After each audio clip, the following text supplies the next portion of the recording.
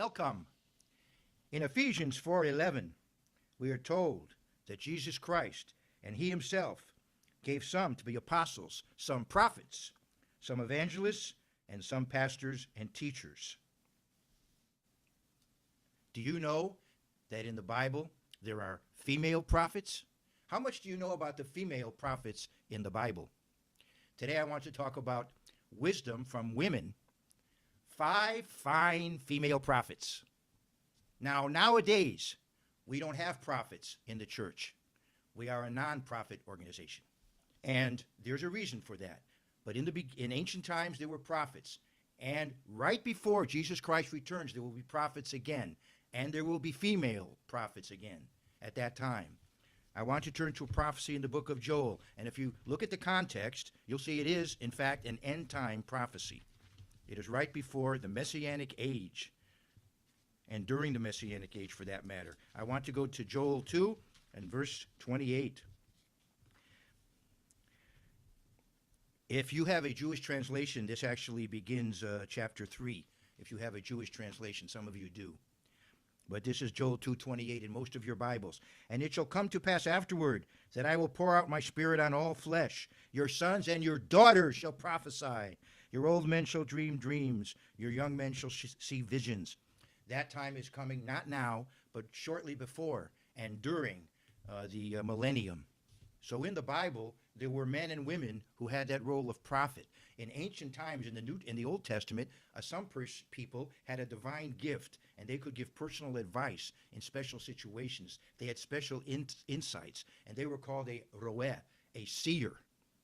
And then there were those who proclaimed publicly the truth that God had in mind for his people, exhorting the people and guiding and directing them, and speaking truth to power, speaking about the problems in society, both among the average person and also among the leadership, with great courage. And sometimes it cost them imprisonment or martyrdom, but they were courageous and they spoke the truth.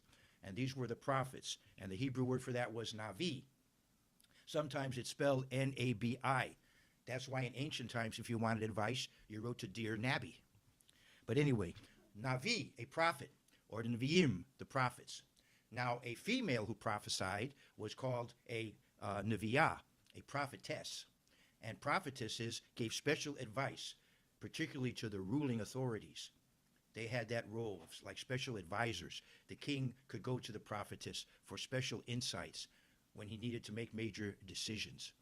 But there was a prophetess who had a public ministry, and I want to first talk about her, and that is Miriam. Miriam, the sister of Moses, Moses' big sister, big sis Miriam. And you may remember, or I'm going to tell you, Moses was a type of Jesus Christ, whose mother was Miriam. Jesus Christ's mother was Miriam. We call her Mary nowadays.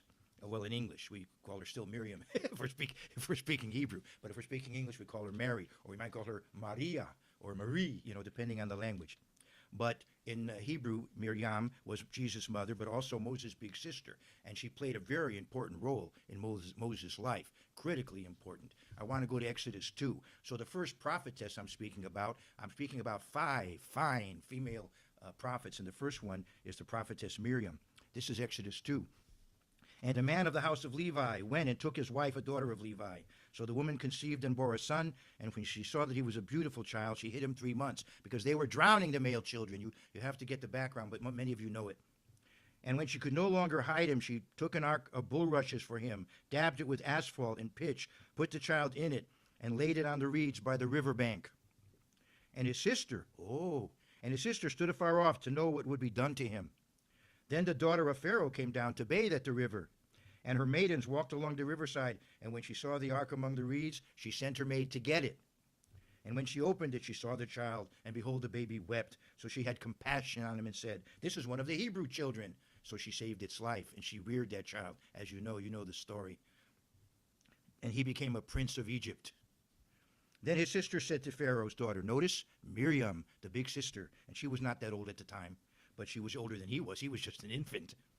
Then the sister said to Pharaoh's daughter, shall I go and call a nurse for you from the Hebrew women, that she may nurse the child for you? Very interesting. And Pharaoh's daughter said to her, Go! So the maiden went and called the child's mother. Isn't that wonderful? So she got Yocheved, what do we call her in English, Jochebed? She got her to nurse her own child, her brother, as the servant of the queen of the princess of Egypt here. Then Pharaoh's daughter said to her, Take this child away and nurse him for me, and I will give you your wages. So the woman took the child and nursed him.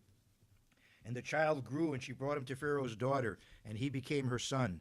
So she called his name Moshe, Moses, Min Hamayim Mishitihu, Moses, saying, Because I drew him out of the water. Well, you know the rest. You know the rest of the story, or you should.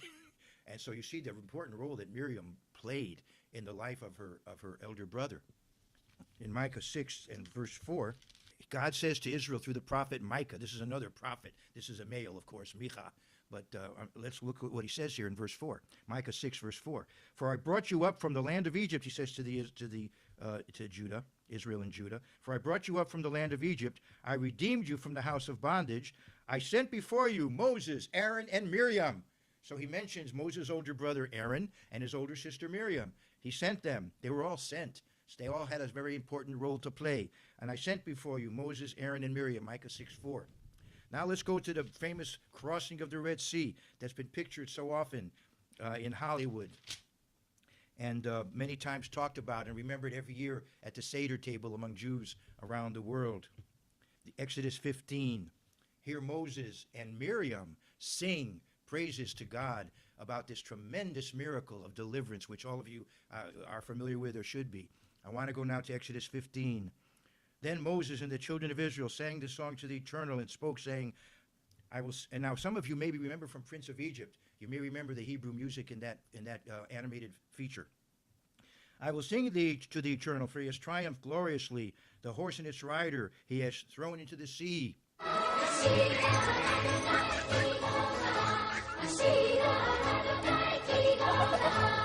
Let's go further into that. Verse 11. Who is like you, O Eternal, among the gods? Who is like you, glorious in holiness, fearful in praises, doing wonders?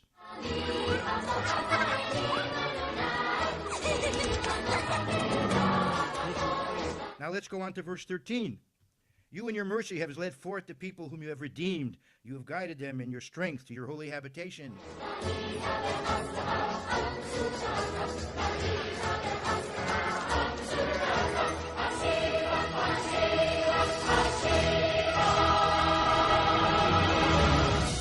That Miriam sang. Look, let's go to verse 20 of Exodus 15.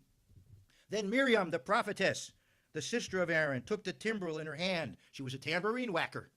Took the timbrel in her hand, and all the women went out after her with timbrels and with dances. So Miriam played an important role in praising God and celebrating that wonderful event. And Miriam answered them, verse 21, Sing to the Eternal, for he has triumphed gloriously. The horse and its rider he has thrown into the sea.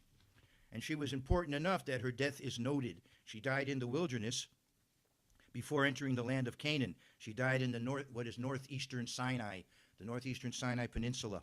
Let's go to Numbers 20 and verse 1. Then the children of Israel, the whole congregation, came into the wilderness of Zin in the first month, and the people stayed in Kadesh, and Miriam died there and was buried there. So you see that her death is noted, as the death of her brother Aaron is noted, and of course Moses' death, of course, is noted. But she was a very important prophetess in the Bible. Now I want to go into that is the 15th century BC. Now we come into the Judges period, the 12th century BC, and Israel was oppressed at times, and they had a very loose kind of government. They were run by judges, regional leaders in different places. And here we have a situation where there was a woman judging. Let's go to the Judges 4. And now we come to the career of Deborah, who was also a prophetess, Deborah the prophetess. When Ehud was dead, he was a judge through whom God delivered Israel. The children of Israel again did evil in the sight of the Eternal. So the Eternal sold them into the hand of Jabin, king of Canaan, who reigned in Hatzor. The commander of his army was Sisera, who dealt in Haroshet Hagoyim. So we have the background here. This is history of pre-monarchical Israel, before the kings united the nation, and we have rule by the judges. And here they were oppressed now by the Canaanites. And the children of Israel cried out to the Eternal, for Jabin had 900 chariots of iron. So he had better technology, and so he was able to dominate over them. And for 20 years he had harshly oppressed the children of Israel. Now notice verse 4. Now Deborah, prophetess, Oh, so she had a special gift of prophecy, of inspired preaching, of looking into the future. And she should have been an advisor to a judge. But there really was no man to be an effective judge at that time. So she wound up running things. Now Deborah, prophetess, the wife of Lapidoth, was judging Israel at that time. I hope you don't mind my making this comparison, but when I think of Deborah, I think of Margaret Thatcher, Maggie Thatcher, the Iron Lady, and the role she played in modern history. Anyway, let's go back to Deborah. And she would sit under the palm tree of Deborah between Ramah and Bethel in the mountains of Ephraim, and the children of Israel came up to her for judgment. Then she sent and called for Barak. So he should have gathered together. Now, Barak is not the same as in Arabic. We have a president right now with the name Barak, and that's the Arabic for Baruch, blessed. This is Barak in Hebrew, meaning lightning. Anyway, Barak, the son of Abinoam from Kedesh in Naphtali, and said to him, has not the eternal God of Israel commanded? Go and deploy troops to Mount Tabor. Take with you 10,000 men of the sons of Naphtali and of the sons of Zebulun. And against you I will deploy Sisera, the commander of Jabin's army and his chariots and his multitude at the river Kishon. This is near the city of Haifa today. And I will deliver him into your hand. God said to him, if you go out there, you're going to win. He promised him. And Barak said to her, if you will go with me, then I will go. But if you will not go with me, I will not go. He shouldn't have necessarily felt like he had to drag her in there. You know, in those days, of course, you know, men were the ones that did those kinds of things. Men were in combat. They didn't have women in combat. And why did he want to drag her into it? So she said, in effect, all right, if you really need me, I'll be there. But now you're not going to have the glory of the victory. It's going to go to another woman, not to me, but to another woman. In those days, in that culture, it would be rather embarrassing to Barak, but of course he earned it. Let's go to verse 9. So she said, I will surely go with you. Nevertheless, there will be no glory for you in the journey you are taking, for the Eternal will sell Sisera into the hand of a woman. She was a prophetess. She knew what was going to happen, at least in a general sense, maybe even more specifically. I don't know. Then Deborah arose and went with Barak to Kedesh. So let's jump down to the fact that we know that, in fact, they did win. I want to show you what a woman did, a woman named Jael in verse 17. There was a wonderful woman named Jael who executed, who took care of got rid of the commander of the Jabin's army, this ruthless military commander of Jabin's army. Let's go to verse 17 of Judges 4. However, Sisera had fled away on foot to the tent of Jael, the wife of Heber the Kenite, for there was peace between Jabin king of Hatzor and the house of Heber the Kenite. And Jael went out to meet Sisera and said to him, turn aside, my lord, turn aside to me, do not fear. And when he had turned aside with her into the tent, she covered him with a blanket. So maybe he was traumatized by losing. Well, he probably was rather confident. Then he said to her, please give me a little water to drink, for I am thirsty. So she opened a jug of milk, gave him a drink, and covered him. And he said to her, stand at the door of the tent, and if any man comes and inquires of you and says, is there any man here? You shall say, no. Then Jael, Heber's wife, took a tent peg and took a hammer in her hand and went softly to him and drove the peg into his temple and went down into the ground, for he was fast asleep and weary, so he died. So she took care of him, and the prophecy was fulfilled. He was killed by this woman rather than by Barak. Verse 23, so on that day God subdued Jabin, king of Canaan, in the presence of the children of Israel. And the hand of the children of Israel grew stronger and stronger against Jabin, king of Canaan, until they had destroyed Jabin, king of Canaan. And now we have another song of victory from Deborah and Barak. So Deborah and Barak sing this great song of victory. And to save time, I won't go into the details of the song, but I want to say that scholars who teach the Bible, secular scholars, believe that this song of Deborah is one of the oldest parts of the Bible, and they marvel at its literary value. And it came well before the classical writings of Homer. And who's to say maybe if it didn't even have some influence on some of those Greek classical writers? Who's to say that this material didn't circulate in some form over the centuries and might not have been somewhat influential in the Greek classics of later years? But it's very beautiful material, and I want to go down to the end of the passage, verse 31. It talks about this great victory that God had delivered Israel over their adversaries at that time, over the ones who had oppressed them all those years, the liberation that God had had committed for them, and he had told them ahead of time, if you do this, I will give you the victory. You will win. And indeed, they did. And then Deborah said, yes, you're going to defeat Sisera, but it's going to be by a woman, because you weren't man enough to do it yourself. So Sisera did it. So Jael did it, got rid of Sisera. So that happened. And at the end of the passage, we read this. Thus, let all your enemies perish, O Eternal, but let those who love him be like the sun when it comes out in full strength. There's a beautiful song in Hebrew with these words, almost the same. They've changed slightly. But those of you who know the Hebrew language know Judges 5, verse 31 very well. And it's no wonder it's become a song, because this was the song of Deborah and Barak, a song of triumph. Now there's another prophetess. Now we go to around 730 BC, and we come to Isaiah the prophet. Now all of you have heard of Isaiah, and some of you pronounce it Isaiah, and in Hebrew it's Yeshayahu. But Yeshayahu had a wife who was a prophetess. I want to go to the 8th chapter of Yeshayahu.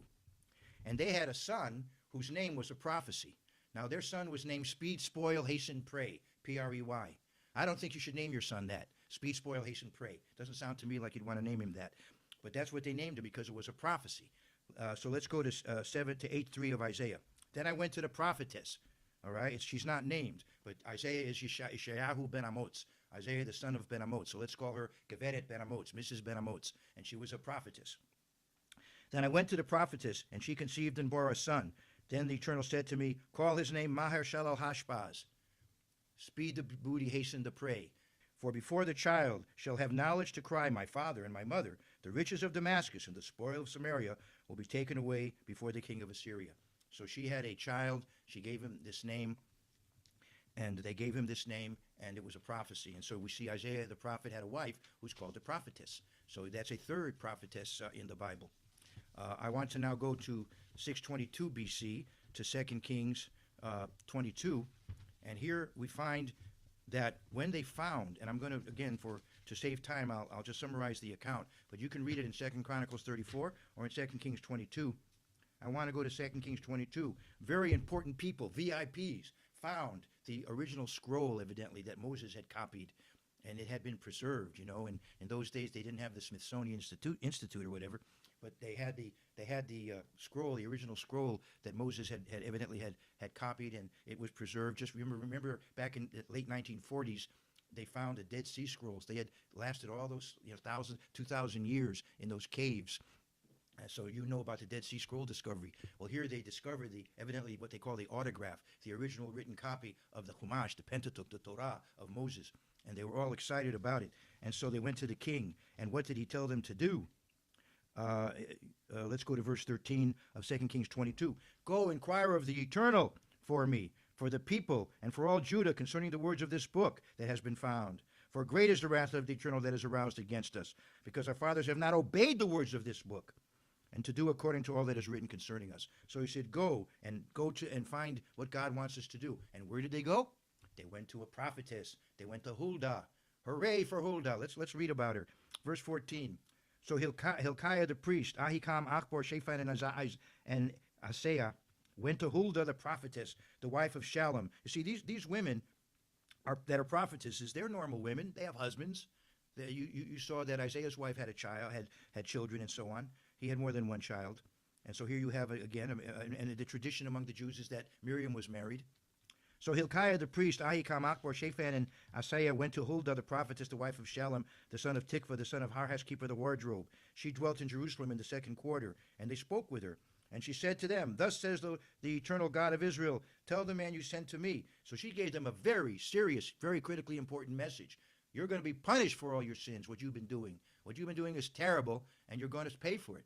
However, you have a righteous king, and it will not come in his time. He will be spared, because he's trying to do the right thing.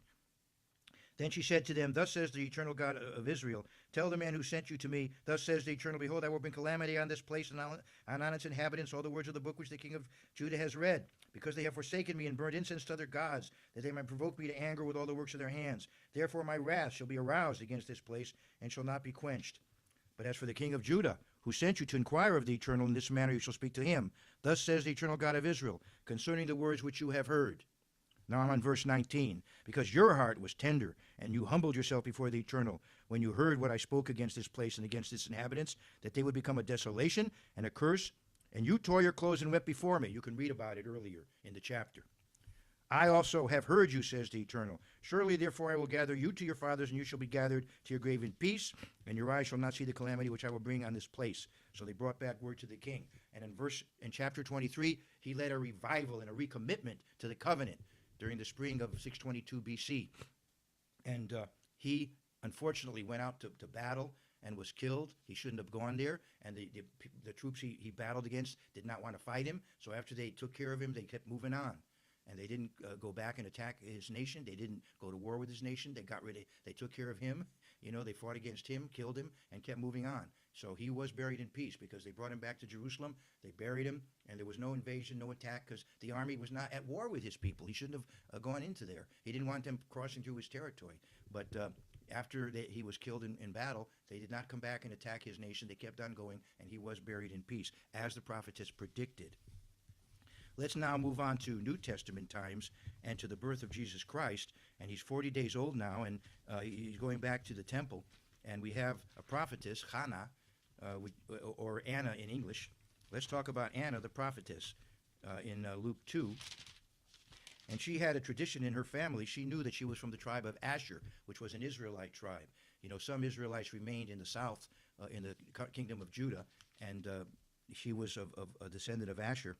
It mentions that in verse 36. So here Jesus is still an infant, and they bring him to Hannah. They bring him to Anna, the prophetess. Now there was one Anna, prophetess, the daughter of Phanuel of the tribe of Asher. She was of a great age, and she had lived with a husband 7 years from her virginity. So she too was a prophetess who had a husband, but she married probably quite young and only stayed married 7 years, and she was a widow. All right, and this woman was a widow of about 84 years. So the question is, was she 84 years old?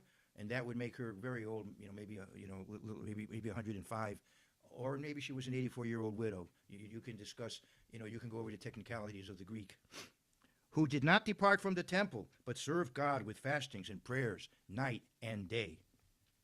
And coming in that instant, she gave thanks to the Lord and spoke of him to all those who looked for redemption in Jerusalem. So she talked openly, this prophetess of great reputation, talked openly about the prophecies about Jesus Christ when he was yet an infant. So when he came back at the age of 30 for his public ministry, think of the influence her teachings would have had on other people.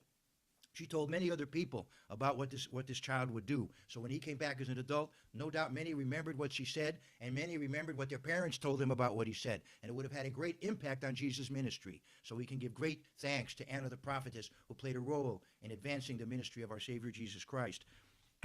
And speaking of the ministry of Jesus Christ, in Acts the 6th chapter, you may recall when the church began, there were 7 men ordained as deacons. Now there also are female deacons, evidently. There's one mentioned in the book of Romans, but I'm talking now about female prophets rather than female deacons. There were 7 male deacons, and one of them was Philip, and he later became an evangelist. And I want to go to Acts 21 and verse 9. We find that he was living in Caesarea between Jaffa, Tel Aviv today, and Haifa. About halfway there is Caesarea. And in Acts 21 verse 9, Paul and Luke are coming down, going up to Jerusalem, and they come to Caesarea. Let's go to verse 8. On the next day, we who were Paul's companions departed and came to Caesarea and entered the house of Philip the evangelist, who was one of the 7. Remember, he was one of those original deacons, and stayed with him. Now this man had 4 virgin daughters who prophesied. So he had 4 daughters, virgin daughters. So they were young, they're not yet married, and they already had this gift of prophecy. Imagine if you were courting one of those young ladies. If you were a young man and wanted to court one of those ladies. Imagine you're out on your first date. She tells you, you don't have to say anything. I know what you're going to say, and here's what I think. I'm joking. But anyway, so he had 4 virgin daughters who prophesied. So altogether, you see, we have 9 prophetesses mentioned in the Bible, right? We have Miriam. We have Deborah. We have Mrs. Ben-Amots, right? Isaiah's wife. We have Huldah. We have Anna. And then we have the 4 daughters of Philip. And we don't have prophetesses today, but I'm looking forward to the time when we will have prophets and prophetesses right before the second coming of Christ and in the millennium. And I want to finish by going to Acts, the 2nd chapter, because the prophecy I read to you out of Joel was repeated again in the New Testament by the Apostle Peter, inspiring us to look forward And it was partially fulfilled in his day on Pentecost in 31 AD when the New Testament church began. And so he quotes it. Let's go to Acts 2 and verse 16. But this is what was spoken by the prophet Joel, Peter says. And it shall come to pass in the last days, says God, that I will pour out my spirit on all flesh. Your sons and your daughters shall prophesy. Your young men shall see visions. Your old men shall dream dreams. So if I'm alive at that time, I'll be looking forward to learning from these prophetesses. And I'll be looking forward to gaining wisdom from women and thinking back to the tradition of 9 fine female prophets.